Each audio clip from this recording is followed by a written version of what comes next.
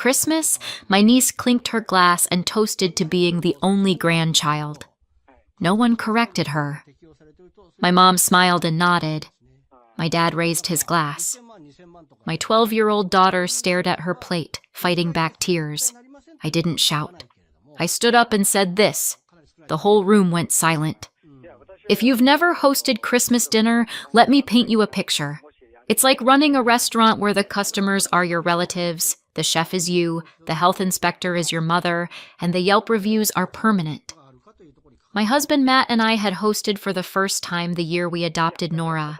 It mattered to me. Not because I love setting my money on fire buying extra chairs, but because Nora deserved a home where holidays didn't feel like a test she could fail. She was 8 when we adopted her. Old enough to read faces, old enough to understand what family meant, and old enough to be terrified that it could be taken back. So I hosted. I made traditions. I bought matching pajamas.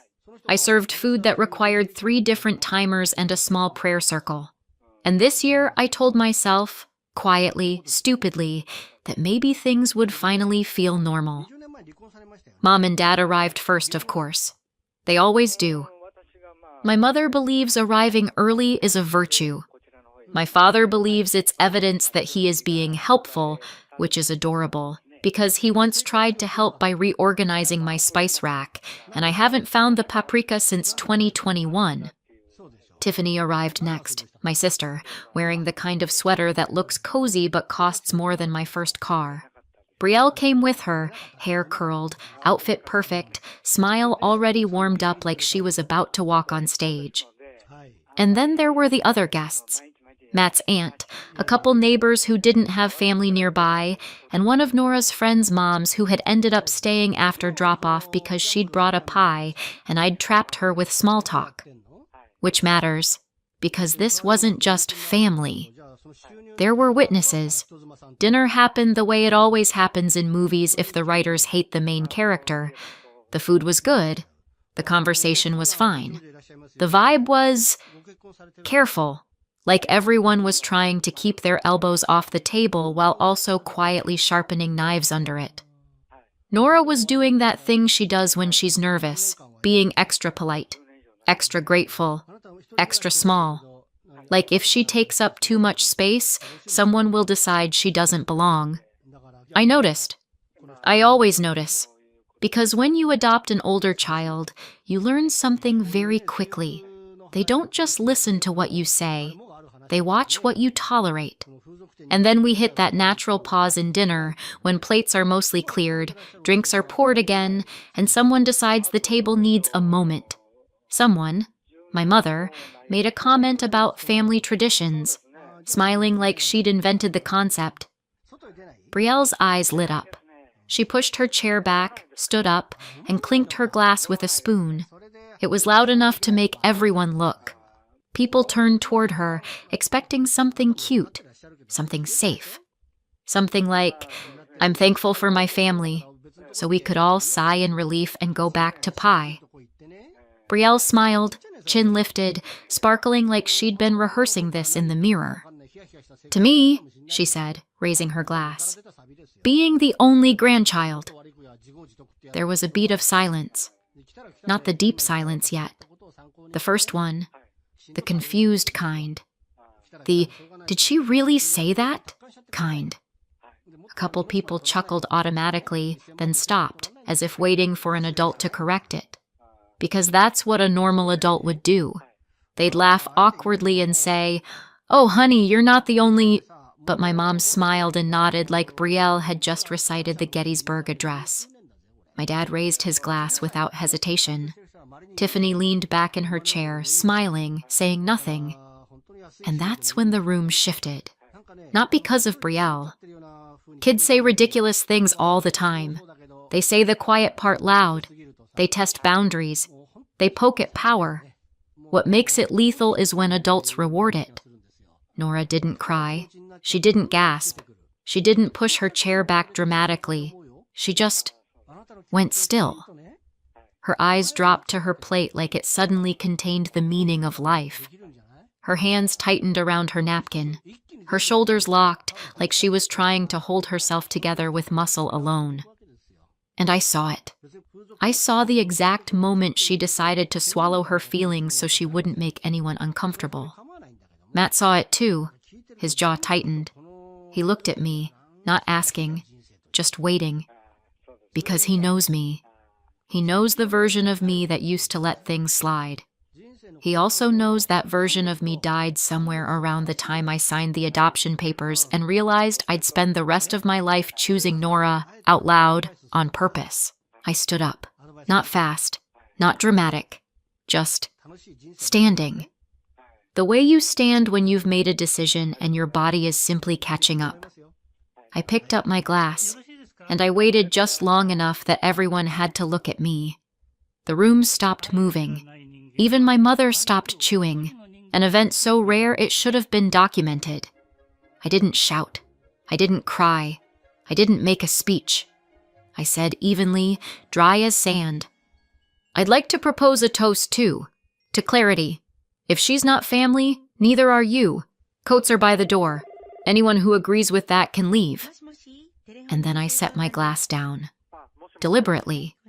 Like punctuation. The whole room went silent. Not awkward silence. Not confused silence. The kind of silence where you can hear someone's thoughts scraping against their skull. My mother's smile wavered first. "Sarah," she said, voice sweet in that fake way. "Oh, for heaven's sake. It was a joke." My dad's face hardened. "You can't throw us out," he said, like I'd tried to ban him from the state. Tiffany's eyes flashed. "Are you serious?" she snapped. "You're ruining Christmas over a toast?" Over a toast. Like my child's dignity was an appetizer. I didn't argue. Arguing is what people do when they think there's something to negotiate. I answered once, flat and short. "Not in my house." Then I turned toward the entryway, gestured to Coates, and opened the front door. Cold air rushed in, the kind that makes you suddenly aware of your own breath. "If you agreed," I said, "you're leaving." Mom's mouth opened, closed, opened again. Dad stood up, chair scraping the floor in a way that made my neighbor flinch. Brielle looked confused, offended even, like she couldn't understand why the world wasn't applauding her. Tiffany shot up, grabbing her purse like it was armor. They started arguing while they moved, complaining, protesting, doing that thing people do when they can't get their way, making noise to punish you for not folding. But they still moved. Because the thing about a power shift is, it doesn't require their agreement. It requires your follow-through. A couple other guests sat frozen. Matt's aunt looked like she wanted to crawl under the table. One neighbor stared down at his lap, ashamed. Nora still didn't look up. And then the split happened. Some people stayed. Quietly. They didn't say a word. They didn't defend Brielle's toast. They didn't defend my parents. They just stayed. Like they'd been reminded that this wasn't a debate club. This was my home. Mom, Dad, Tiffany, and Brielle marched out into the cold. The door shut behind them. The noise was gone. And the quiet that followed wasn't empty. It was controlled. I walked back to Nora immediately. No victory lap. No triumphant speech. Just me returning to the person who mattered. I crouched beside her chair, gently touched her hand. Matt stepped in on the other side, a steady presence. Nora blinked hard. Her eyes were shiny. She still refused to look up, like eye contact might make the tears real. "Hey," I said softly, the tone I reserve for bruises and nightmares. "You don't have to be small." She swallowed. Matt said one quiet line, low enough that only we could hear. "You're ours. Always."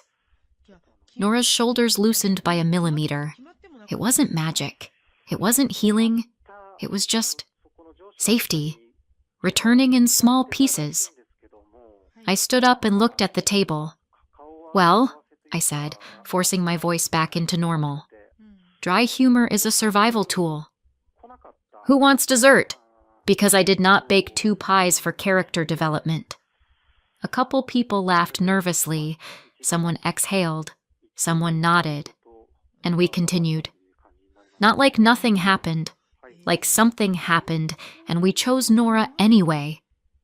Later that night, after the guests who stayed finally left, after the dishes were stacked, after Nora was tucked into bed with her favorite blanket pulled up to her chin, my phone buzzed, then buzzed again, and again. A few days later, the first desperate text came, and then another, and another. This didn't start at my Christmas table. That was just the first time it got said out loud, with a spoon against a glass and adults smiling like they were watching something adorable. If you want to understand why I stood up the way I did, why I didn't negotiate, why I didn't hear them out, you have to rewind to when Nora first became ours. Nora was 8 when we adopted her. 8 is a cruel age to start over, because you're old enough to understand what's happening, but still young enough to believe every bad thing is your fault. She didn't come to us as a blank slate. She came with a quiet, practiced politeness that looked like good manners until you realized it was fear. Fear of taking up space. Fear of needing too much. Fear of being sent back. Matt and I didn't fall into adoption like it was a cute Instagram story. It was paperwork, meetings, court dates, and the kind of waiting that makes you feel like you're asking permission to love a child. I remember the day we finally got the call. We were sitting in the car outside the courthouse, hands locked together so tight it hurt. Nora was in the back seat, wearing a dress she'd picked herself because she said it made her feel official. She kept smoothing the fabric down like she could iron out the anxiety with her palms. I looked at Matt and whispered, "No matter what happens, we don't let her think she's temporary." Matt didn't even hesitate. "She's not temporary." That was the promise. Chosen means permanent. My parents had 4 years to adjust to that promise. 4 years is not a transition period. 4 years is a lifestyle. And yet, they never really adjusted. It wasn't always a big, obvious insult. It was the slow drip, the kind you can ignore if you're tired enough. Like the first time my mom introduced Brielle to one of her friends and said proudly, "This is my granddaughter." Then she turned to Nora and said, "And this is Sarah's kid." Not my other granddaughter. Not even Nora's name. Sarah's kid. Like she was a package I'd brought along by mistake. I corrected it politely because I'm a woman and I've been trained since birth to smooth things over like it's my job. "Mom," I said with a little laugh, "Nora is your granddaughter too." My mom laughed back, and Dad shrugged like this was none of his business, even though it was literally his business to be a grandfather. Tiffany didn't correct anything. She didn't have to. The room had already decided who counted. Another time, at a holiday gathering, Nora sat beside me on the couch while Brielle ran around the living room like she owned it. Someone asked my mom how many grandkids she had, and my mom waved a hand toward Brielle like she was presenting a prize. "1," she said. Nora was 9 back then. It was 5 months after adoption. I thought maybe they just need more time. Nora didn't react, not outwardly. She just went very still. Her eyes dropped to her lap, and later in the car she asked me, quiet as a whisper, "Did I do something wrong?" That's the moment that haunts me. Not my mother's words. My daughter's instinct to blame herself for someone else's cruelty. I kept showing up anyway, because I wanted Nora to have a family. I wanted her to have cousins and holidays and a messy circle of relatives the way other kids did. I thought maybe if we kept giving them chances, they'd get it. And I had another reason too, one I didn't like admitting out loud. My parents had started a small online boutique. Cute photos, pretty clothes, big talk about the brand. My mother loved saying brand, like she'd invented the concept, and not like she was selling blouses through a website that crashed every other Tuesday. They loved the fun parts, picking inventory, posting pictures, talking about drops and collections. The part they didn't love was everything that happened after someone actually clicked buy. That part quietly became mine, keeping the website working, updating listings and sizes, answering customer emails, handling returns and complaints, putting out review fires before they spread. If you've never managed an online shop, let me translate. It's a constant parade of tiny emergencies, and most of them arrive in caps lock. Where is my order? This size runs small. I want a refund now. And every time my mom would laugh and say, "It's just 5 minutes, Sarah." 5 minutes. Yes, 5 minutes. The way raising a child is just 20 years, and the way keeping a house clean is just one afternoon, if you ignore reality. On top of that, Matt and I sent them money every month because the business wasn't stable yet. There was always a reason, always a rough patch, always a one-time thing that somehow happened every month. They were always one bad month away from real trouble, and I kept helping because I told myself the same lie over and over. If I keep being the daughter who fixes things, maybe they'll finally act like the grandparents Nora deserves. It never worked. Then, a couple months before Christmas, something happened that should have been their turning point. A buyer, an actual buyer, not a random lady in a Facebook group, had reached out about placing a bulk order. Not 1 or 2 pieces. A real order. The kind that would take their boutique from scraping and stressing to comfortable. It wasn't guaranteed yet, but it was close. I'd already spoken to the buyer, and the tone had been clear. If I was vouching for them, the buyer was interested. And that's the important part. The trust wasn't in my parents. The trust was in me. My name was the bridge. I mentioned it casually once. Not as a brag. Not as a big announcement. Just in the middle of one of those family conversations where everyone talks over each other. After the holidays, I'd said, I might be able to set up something that really helps the boutique. My mom's eyes lit up. Dad leaned forward. Tiffany smiled like she'd won something. And from that moment on, they started talking like it was already theirs. Not maybe. Not if it works out. Not we're grateful. Just theirs. Which is why, when those texts started stacking after Christmas, I didn't answer. I opened my banking app instead. Because I was finally seeing the pattern in high definition. They never noticed Nora's face first. They noticed my usefulness. And if they could raise a glass to my child not counting, they didn't get my labor, my money, or my name attached to their next big break. Not anymore. By the time I opened my banking app, my phone had buzzed so many times it felt like it was trying to crawl off the counter. Matt was on the couch pretending to watch TV. He wasn't watching anything. He was watching me. Nora was upstairs in bed. Her door cracked open the way she always left it when she was uneasy, like she needed proof we were still there. I stared at the monthly transfer. That little line item that had become normal, like it was a bill we owed for existing. I could practically hear my mother's voice. It's not a big deal, Sarah. It's just a little help. It was never a little help. It was their safety net. And they'd been standing on it while telling me it didn't matter. I canceled it. 1 tap. Gone. Then I did the second thing. I opened my notes app, the one with all the boutique passwords, the customer templates, the 5-minute fixes that had eaten years of my evenings, and I didn't send it to them. I didn't write a manual. I didn't volunteer a training session. I just stopped. No more fixing. No more responding. No more cleaning up their mess behind the scenes. And then I did the third thing. The one thing I never thought I'd do, because it wasn't just money.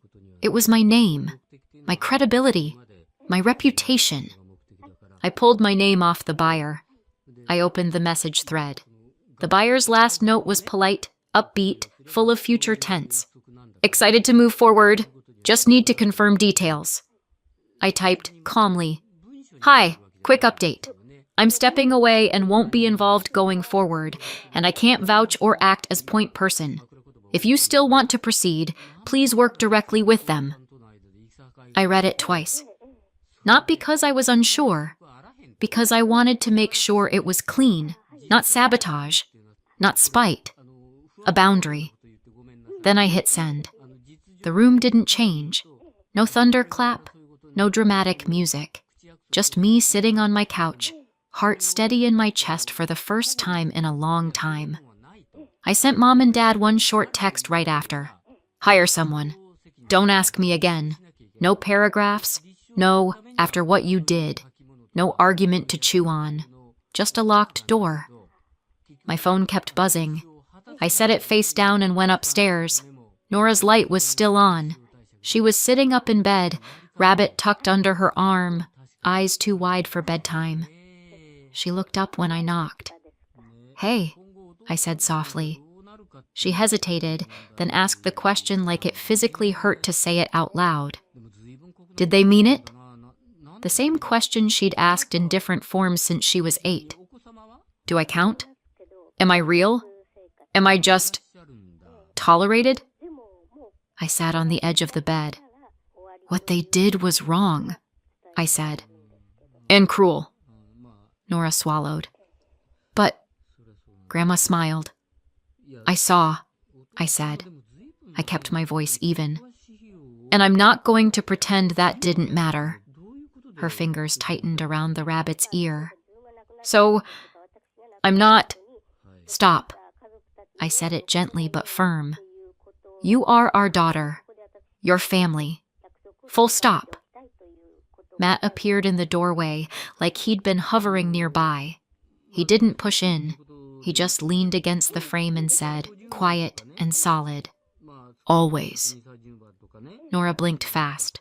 One tear slid down her cheek. She wiped it away immediately, like feelings were something she needed to keep tidy. I hated that. I brushed the tear away with my thumb. You don't have to be small here, I said. You don't have to earn your place.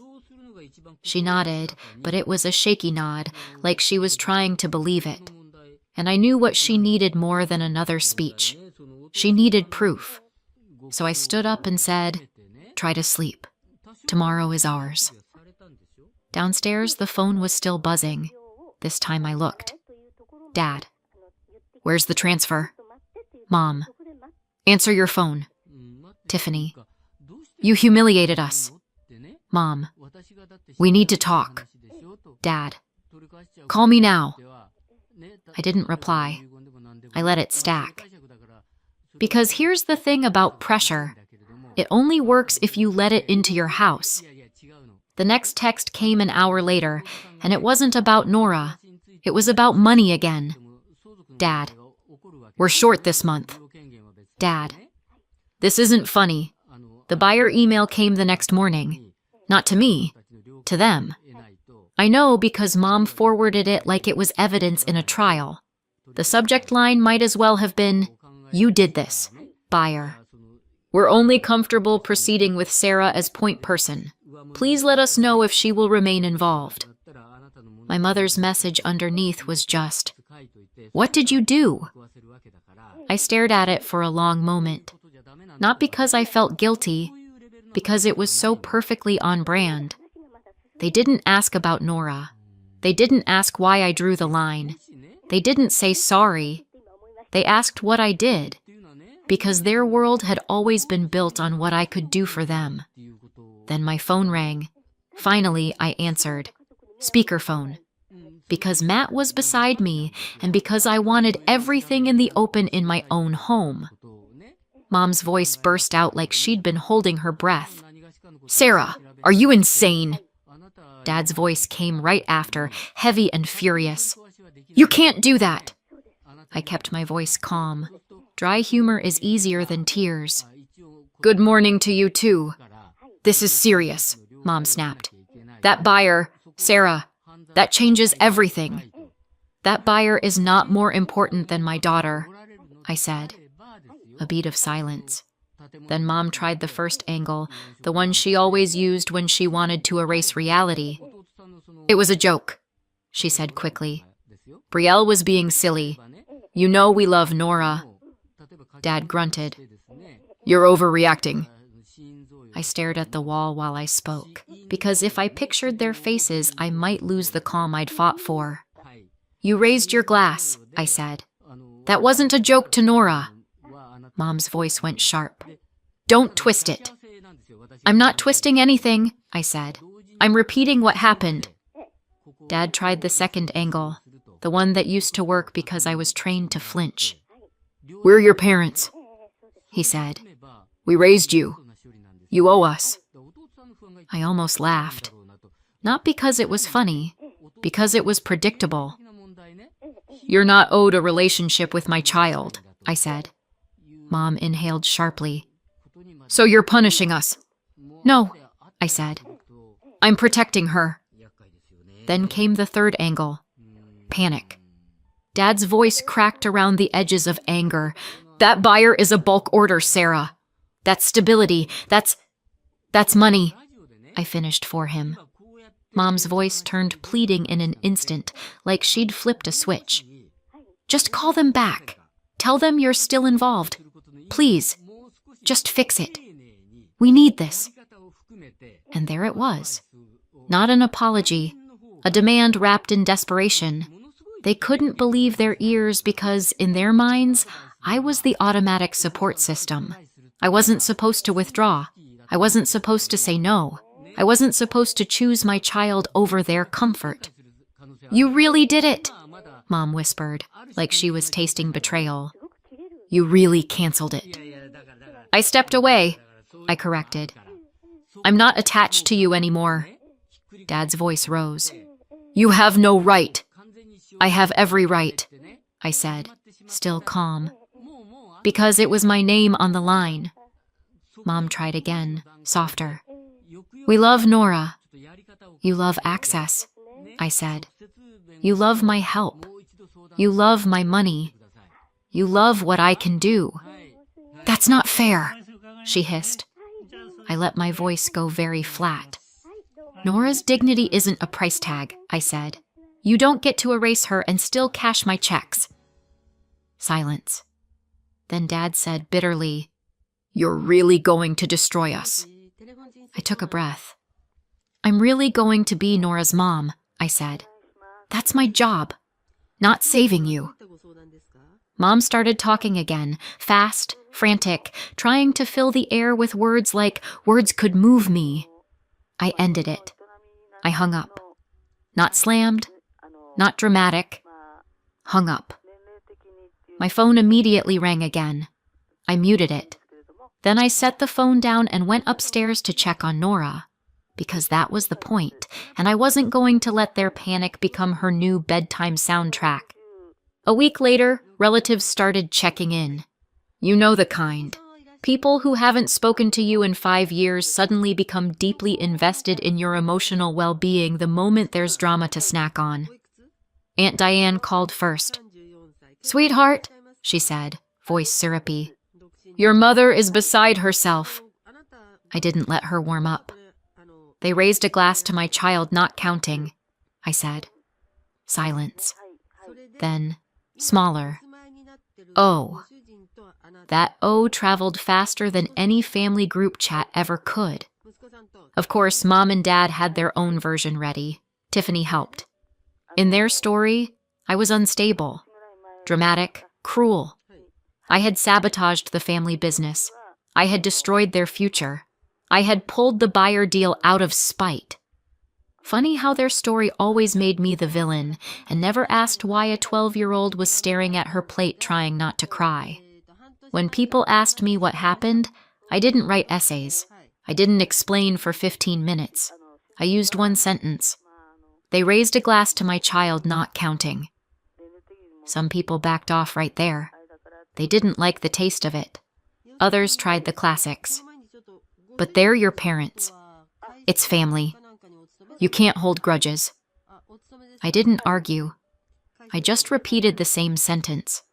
Because if people want you to be the bigger person, it usually means they want you to be the flatter doormat. Then Mom and Dad showed up at my door. Not frantic this time. Controlled.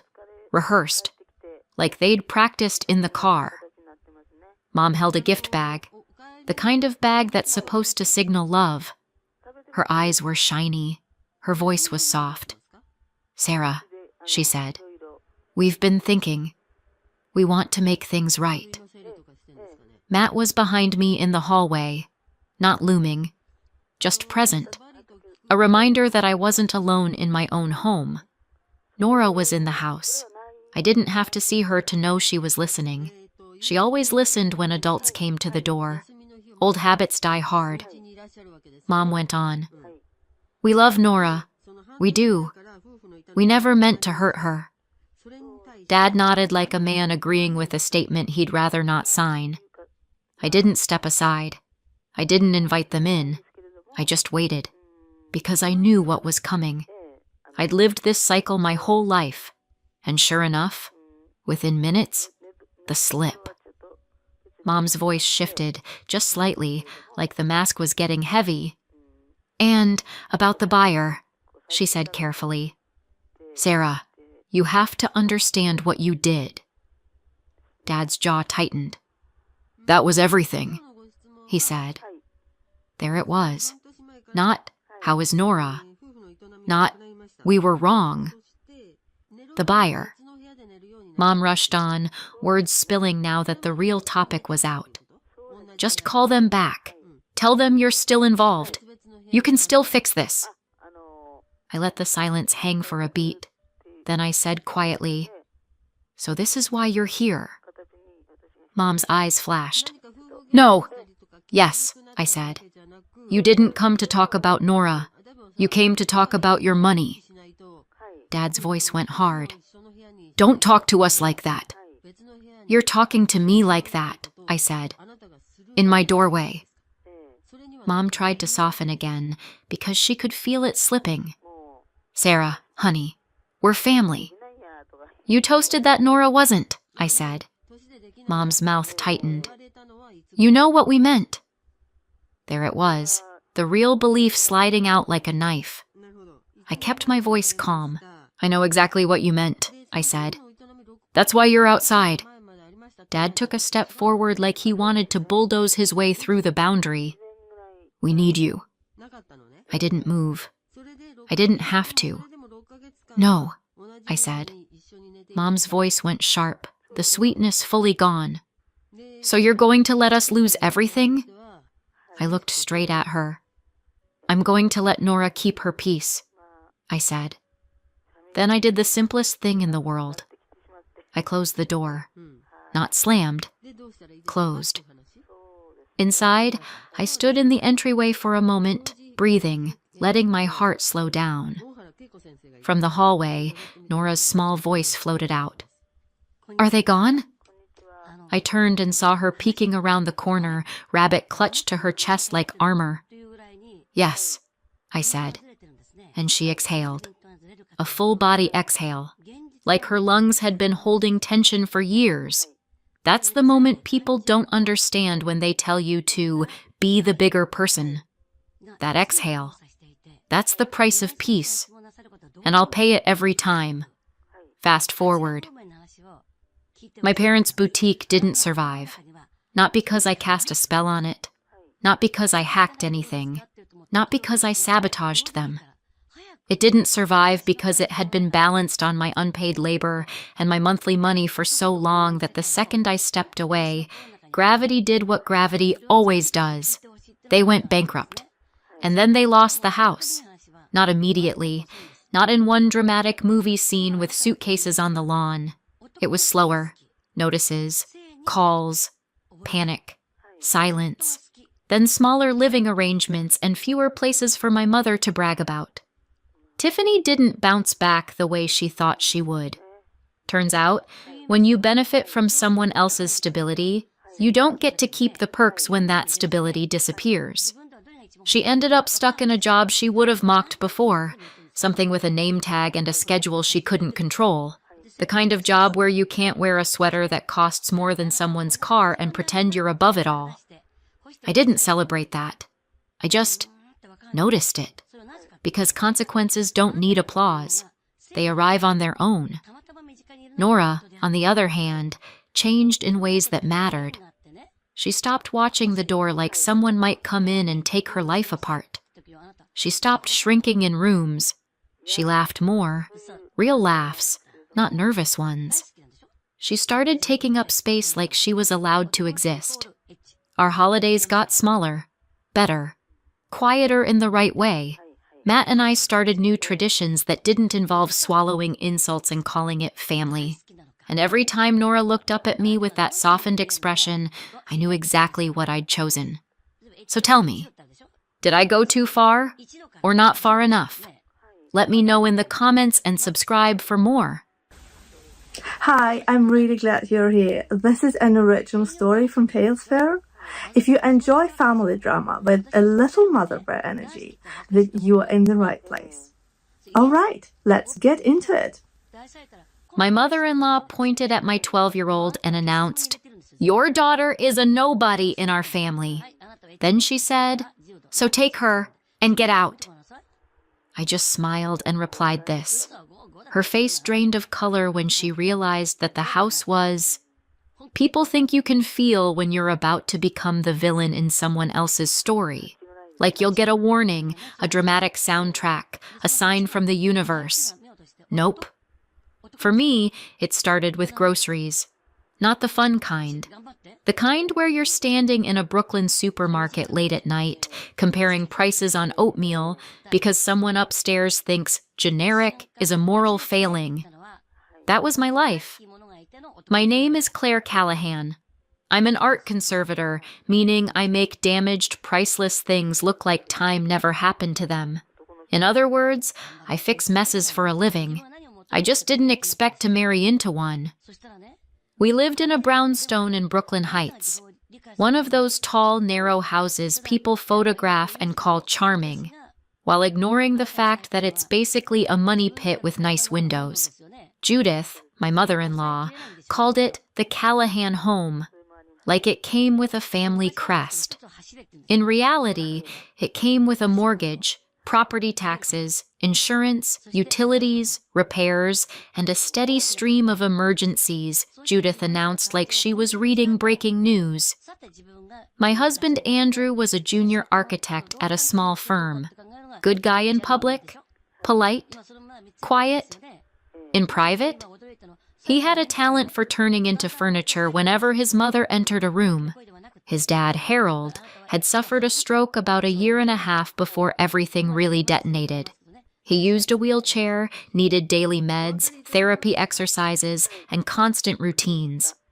Judith treated his care like an insult she'd personally been handed. So the routines became mine. And quietly, so did most of the bills. It wasn't that Andrew didn't contribute. He did. But the heavy, ugly parts, the parts that kept the house running, those were mine. The auto pays, the insurance calls, the pharmacy refills, the co-pays. Judith didn't call it help. She called it your responsibility.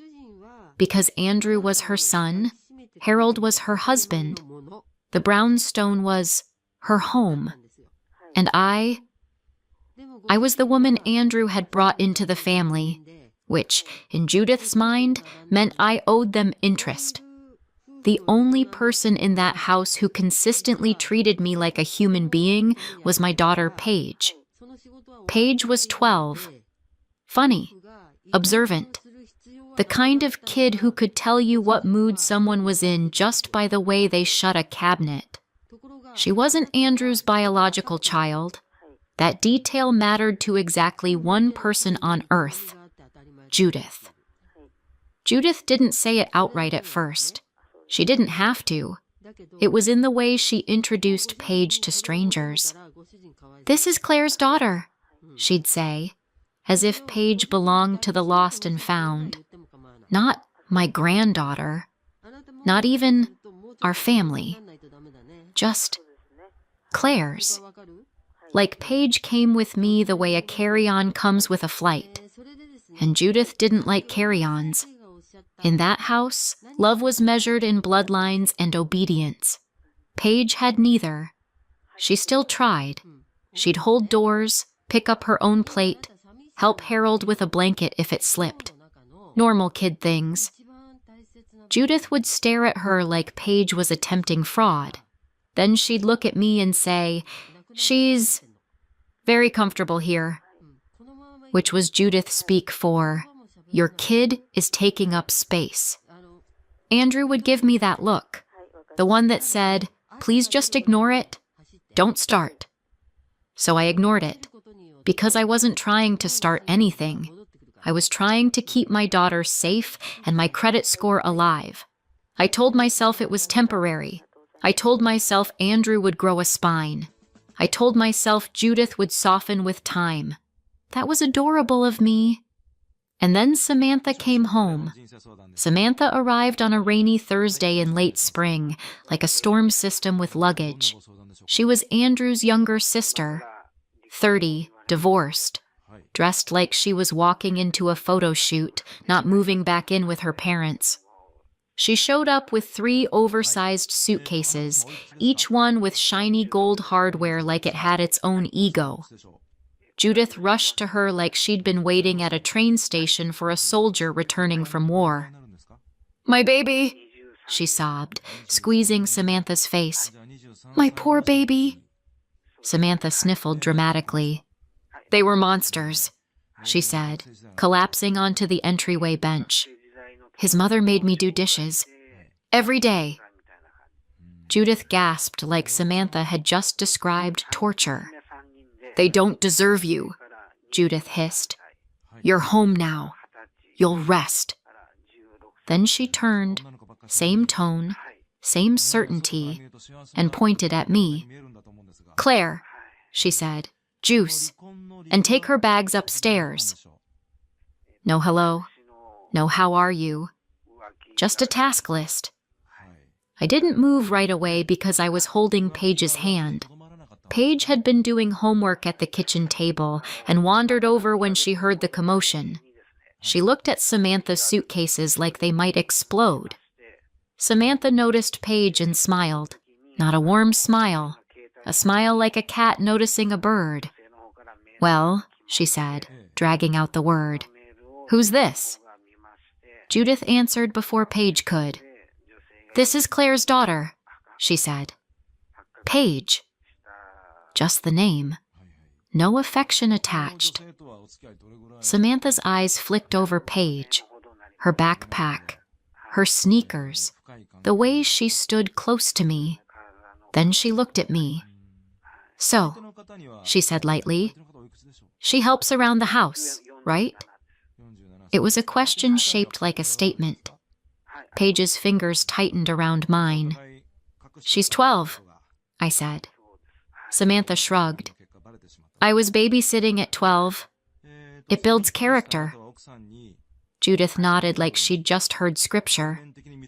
"Exactly," she said. "Paige needs discipline." Paige's face went still. She was used to Judith's little digs, but this one was different. This one was about ownership. Andrew appeared in the doorway, startled. "Sam," he said. Samantha launched herself at him with a squeal, crying into his shoulder. Andrew hugged her awkwardly and glanced at me like he was waiting for instructions. I didn't give him any, because I knew how this worked. Samantha would cry, Judith would rage, Andrew would fold, and I would be expected to make everything smooth. The first demand came before dinner. Samantha walked into my studio. I should explain the studio. It was a converted back room on the first floor with big windows and a locked cabinet for chemicals. It wasn't a cute craft corner. It was my workspace. Solvents, varnishes, documentation, gloves, the whole system. And on my easel was a 19th century seascape I was restoring under contract. The kind of painting people insure for more than my annual salary. The kind of painting you don't touch unless you like lawsuits. Samantha stepped in like she owned it. "Oh," she said, scanning the room. "This is bright. I like it." I stood up slowly. "Hi," I said. She turned, startled, like she hadn't expected the room to have a person in it. "Judith said I can have this room," she chirped. I blinked once. "Judith doesn't get to assign my studio," I said. Samantha pouted. "It's just a room," she said. "I need light and space. I'm healing." "You can heal in the guest room," I said. "Or the upstairs office." She wrinkled her nose. "That office smells like old man." I didn't respond. She smiled again. That same cat smile. "Okay," she said brightly. "I'll tell Mom." Of course she would. Judith arrived 10 minutes later, footsteps heavy in that old house way, and stared at my easel like it offended her. "You're painting again," she said, like I'd taken up gambling. "I'm working," I corrected. Judith scoffed. "Pictures," she said. "You act like you're curing cancer." I didn't argue. I just said, "Samantha can't have this room." Judith's face tightened. "She needs it," she snapped. "She's my daughter." "And this is my studio," I said. Judith's eyes narrowed. "And whose house are you in?" she demanded. I held her gaze. The funny thing about that question, I could answer it. Honestly. Legally. With receipts. But I didn't. Not yet. Instead, I said, "Paige is not going to be your maid either." Judith blinked, surprised. "Oh, don't be dramatic," she said. "A few chores won't kill her." "No," I repeated. Judith's voice dropped. "You're getting mouthy," she warned. I smiled slightly, because mouthy is what people say when they're losing control, and Judith hated losing control. That night at dinner, Judith served Samantha first, then Andrew, then Harold, then herself. Paige got her plate last, slid over like an afterthought. After dinner, Judith snapped her fingers. "Paige," she said, "clear the table." Paige looked up. Her eyes flicked to me. I said gently, "You can take your plate to the sink." Paige did. Judith's nostrils flared. "And the rest?" she insisted. "No," I said, still gentle. Judith slammed her fork down.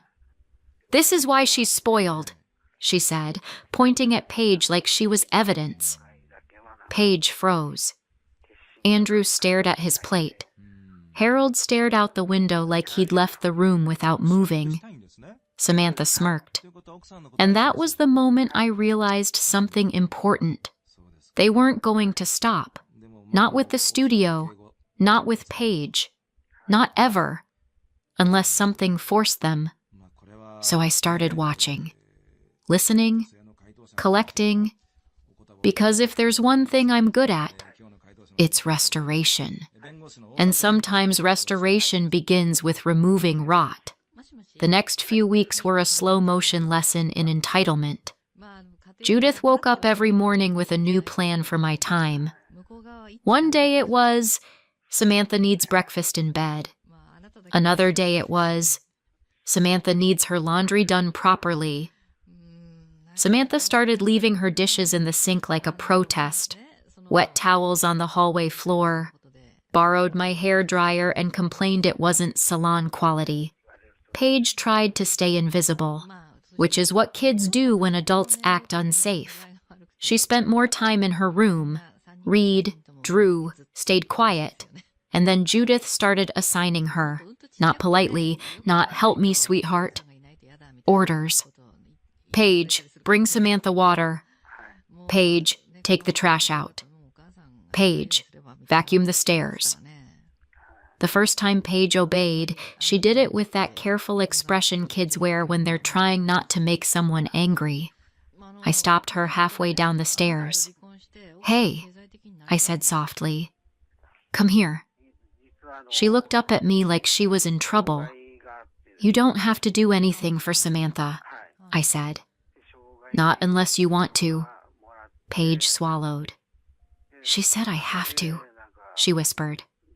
I say you don't, I replied. Paige's shoulders relaxed a fraction. Then she frowned. But it makes her mad. I know, I said. Let me handle that. Paige nodded. Judith did not enjoy being handled. The next confrontation came on a Sunday morning. Judith barged into the kitchen with a notepad and slapped it down in front of me. 15 people, she announced. Brunch next Saturday at noon. I stared at the page. Menu items, decorations, timing, everything mapped out like a military operation. You'll do it, Judith said. This is family. Order catering, I said. Judith blinked like I'd spoken another language. What did you say? I said order catering, I repeated. Or Samantha can cook for her friends. Judith's mouth tightened. You'll do it, she said again, sharper. You live here. Andrew wandered in, half awake, and did the thing he always did, tried to smooth the air without solving the problem. Claire, he murmured. It's just brunch. It's labor, I corrected. Samantha appeared in the doorway wearing a silk robe like she'd stepped out of a perfume commercial. She'd clearly been eavesdropping. Her eyes got wet on cue. She hates me, Samantha wailed. She wants me to suffer. I didn't even blink. I want you to stop treating my daughter like staff, I said. Judith slammed her hand on the counter. Listen to me carefully, she said, voice low and sharp. As long as I'm alive, I run this house. Then she looked toward Paige, who was standing in the hall holding her backpack like a shield. You are lucky I let you in, Judith snapped. Paige went pale, and I felt that clean, cold clarity settle in, the part of you that stops pleading and starts planning. 2 nights later, it happened. I stepped out of my studio to wash my hands. 2 minutes. That's all. When I came back, the studio door was ajar. My stomach tightened. I walked in. Samantha was standing over the easel, holding my solvent bottle. Her phone was propped up on a shelf, recording. Guys, she was saying to the camera, I'm literally watching her restore this antique painting. I froze. Samantha, I said flat, put that down. She jumped. The bottle tilted. A thin stream of solvent splashed onto the lower corner of the canvas. Time did something weird. Everything slowed, like the air thickened. The solvent started lifting pigment, a smear, a bloom, the beginning of a disaster. Samantha looked at the wet patch like it was someone else's problem. Oh my God, she whispered. It's fine, right? It's just cleaner. It's not cleaner, I said quietly. Paige appeared behind me in the doorway and froze. Samantha's eyes darted to Paige, and because Samantha couldn't help herself, she tried to redirect. Why is she even in here? Samantha snapped. She shouldn't be allowed around chemicals. I turned slowly. Get out, I said. Samantha stormed out, already rehearsing how to be the victim. Paige stayed, silent. I crouched down in front of her and took her hands. You didn't do anything wrong, I said immediately. Paige swallowed. She's going to blame me. She can try, I said. But I saw it. I know what happened. Paige nodded, eyes glossy. Then my phone buzzed. A bank alert. Transfer complete. I frowned, confused. Then my stomach dropped. I opened my banking app. My savings account, my emergency fund, was missing. Not a few $100s, a full chunk. Gone. I walked into the living room where Andrew was sitting, staring at the TV without watching it. I held up my phone. "Where is my money?" I asked. Andrew's throat bobbed. "It was for Samantha," he said. I blinked once. "For Samantha," I repeated. "She needed it," he rushed. "She's going through a divorce, Claire. She doesn't have access to her accounts. Mom was freaking out." "You stole my savings," I said, very clearly. Andrew's face went red. "I didn't steal," he snapped, defensive. "We're married." "That account is in my name," I said. "You moved money without my permission." Andrew looked away like shame was a lighting issue. "She needed a lawyer," he muttered. I stared at him for a long moment. Then I said, "Did you know she just damaged a painting in my studio?" Andrew froze. His mouth opened, then closed. Judith's voice drifted from upstairs. She was on the phone, telling someone how unstable I'd been lately. Andrew's shoulders sagged. "We'll fix it," he whispered. I tilted my head. "You?" I asked. "Or me?" He didn't answer. And that was the moment I stopped trying to save the marriage. Because it's hard to stay married to someone who treats you like a resource. And it's impossible to stay married to someone who lets your child be treated like disposable. That night, Paige slept in my bed. Not because she was scared of the dark, because she was scared of the people in the house. I lay awake listening to the creaks of an old building and the quiet hum of my own thoughts. And I made a decision. Not a dramatic one, a practical one. Some damage isn't accidental, it's intentional. And you don't repair intentional damage by being nicer. You remove the source. The next morning, Judith acted like none of it mattered, like the painting was just a picture, like my savings were family money, like Paige was a nuisance ruining the vibe. That weekend, the brunch happened anyway. Not because I cooked, because I didn't. Judith ordered catering last minute and screamed until it appeared. Samantha wore a satin dress and filmed herself walking down the staircase like she was in a reality show. At one point, Samantha shoved a tray toward Paige. "Hold this," she said, without looking. Paige glanced at me. I shook my head. Paige stepped back. Samantha's eyes narrowed. "Excuse me?" she snapped. Paige's voice was small but steady. "No," she said. Judith swooped in immediately. "What did you just say?" Judith demanded. Paige swallowed, trembling. "I said no," she repeated. Judith turned her fury on me like a spotlight. "Teach your child manners," she hissed. "My daughter has manners," I said. "She's not your server." Judith's lips curled. "She's not my anything," Judith said, cold. The room felt too quiet for a second. Then Judith pointed. Not at me, at Paige. Like Paige was a stain on the carpet. "Your daughter is a nobody in our family," Judith said, loud enough that someone near the doorway stopped moving. Then she added, like she was issuing a verdict, "So take her and get out." Paige's face crumpled, not into tears, into shock. Andrew inhaled sharply. "Mom," he started. Judith cut him off with a glare. Samantha smirked. And I smiled. Not a sweet smile. Not a fake, keep the peace smile. A calm one.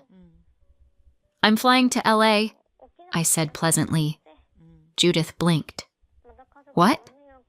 "I said Los Angeles," I repeated. "Good luck." Then I turned to Paige. "Go pack a bag," I said gently.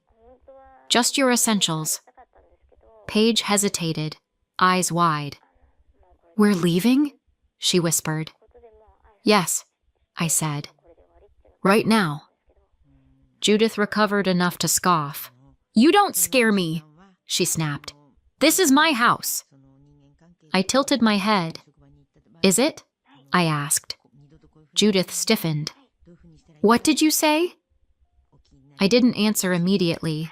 I walked to the entryway table where mail was stacked in Judith's usual chaotic pile, and I picked up a folder, the one I kept there deliberately, because Judith never touched my paperwork. She hated paperwork. She hated anything she couldn't bully into submission. I pulled out copies, deed, mortgage statements, and held them up. My name, right there, right beside Andrew's and Judith's. Judith's face changed. Not anger, recognition, fear. Andrew went pale. Samantha's phone lowered. You're bluffing, Judith whispered. I shook my head. I've been paying the mortgage, I said calmly. From my account. For years. Judith's mouth opened. Closed. No, she said sharply. You wouldn't. I smiled. I already did, I said. I held up my phone. Auto pay. Canceled. I'd done it that morning. Quietly. After booking 2 one-way tickets. Brooklyn to LA. Judith's face drained of color. Andrew stared at me like the floor had vanished. You're going to ruin us, Judith whispered. I shrugged. I'm not ruining anything, I said. I'm just not saving you anymore. Paige came downstairs with her backpack and a small duffel. She looked terrified. I took her hand. Judith stepped forward like she was going to block the door. Andrew didn't move. He just watched. Because that's what he did. I looked at Judith. You should have thought about this before you called my daughter a nobody, I said. Then I opened the door. And we walked out. The first week after we left, my phone didn't stop. Judith called. Andrew texted. Samantha sent voice notes, long, sobbing performances where she claimed she was being targeted. I didn't answer. Not because I was being dramatic. Because I was busy. I had a 1-year contract in Los Angeles at a conservation lab. Good pay, serious work, professional respect, and something I hadn't had in a long time. Air.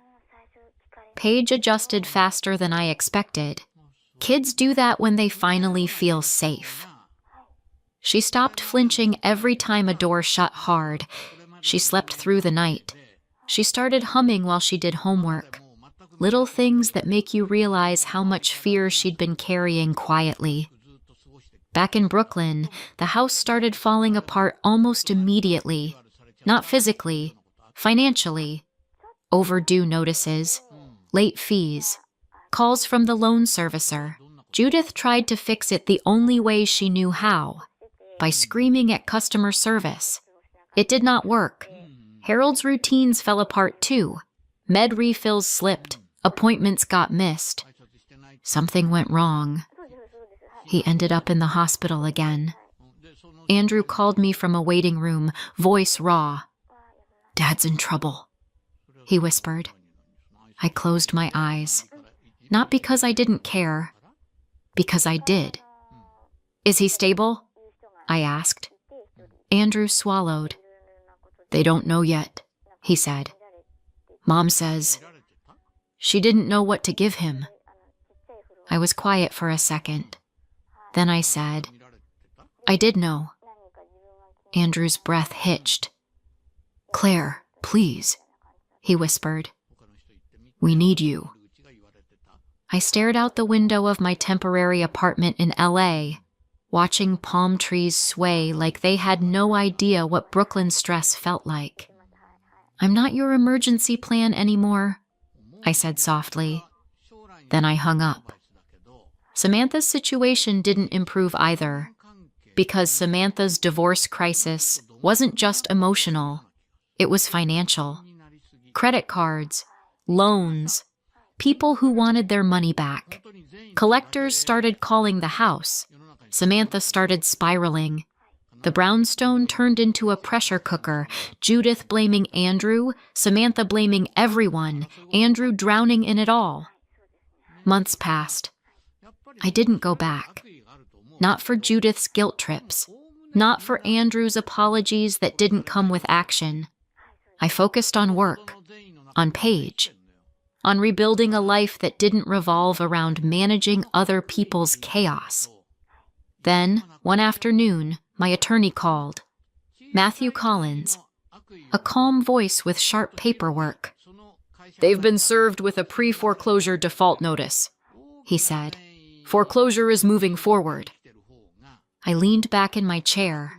Paige was at the counter doing homework, chewing a pencil like she could intimidate fractions.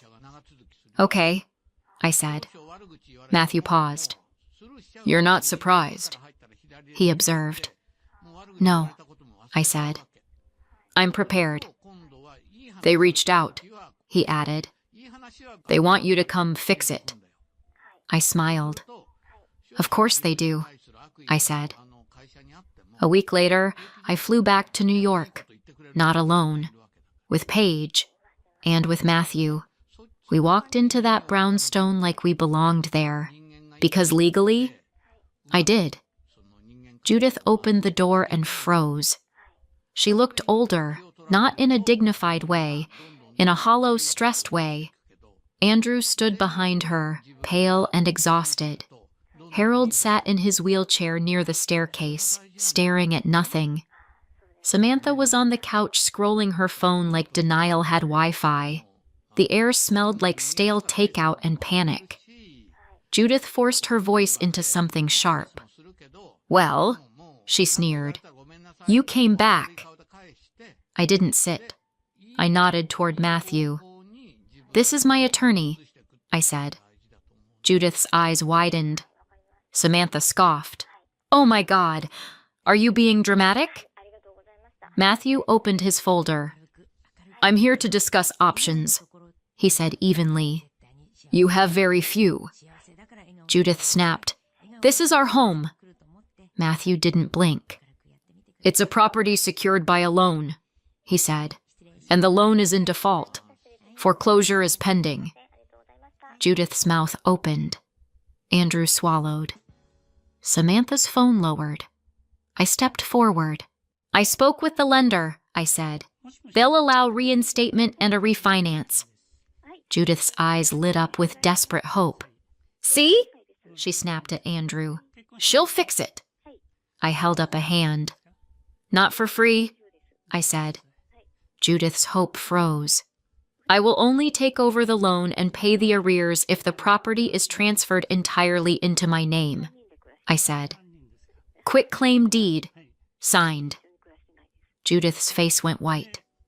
Andrew took a shaky step forward. "Claire," he pleaded. "Come on. It's my family's house." I looked at him, and for the first time in years, I didn't soften my voice for his comfort. "Your family treated my daughter like trash," I said. "And you watched." Andrew's eyes filled. "Please," he whispered. Samantha snorted. "This is extortion," she muttered. Matthew looked at her. "It's leverage," he corrected.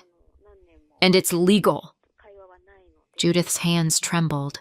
"You're taking everything from us," she whispered. I tilted my head. "No," I said.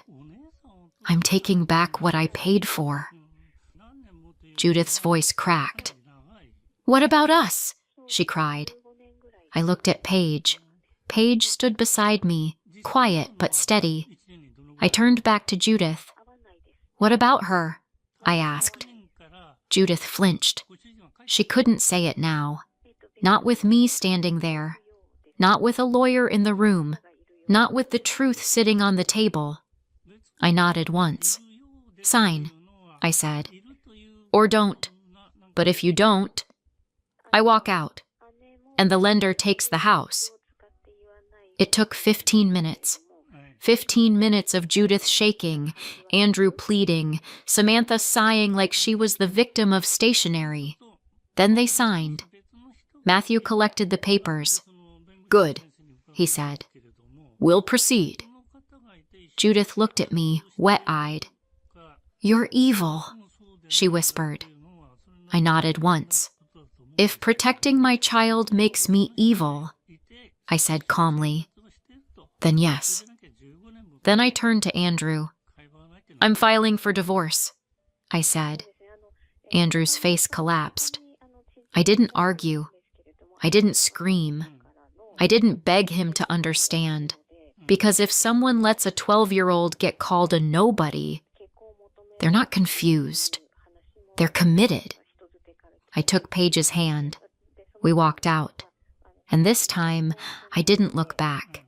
A year later, Paige and I were still in Los Angeles. We weren't glamorous. We weren't performing for anyone. We were peaceful. Paige joined an art club, made friends, laughed loudly again. She stopped apologizing for existing. As for the brownstone, it was in my name. I renovated it slowly, carefully, the way I restore paintings, remove what's rotten, stabilize what's worth saving, protect what's vulnerable. And then I sold it. Not out of spite, out of closure. Sometimes Paige would ask, quietly, do you think they ever felt bad? I'd look at her and say, it doesn't matter. Because guilt doesn't undo damage. But choice? Choice does. They made theirs. And I made mine. I chose my daughter. Finally. So tell me, did I go too far or not far enough? Let me know in the comments. And if you're new here, subscribe for more.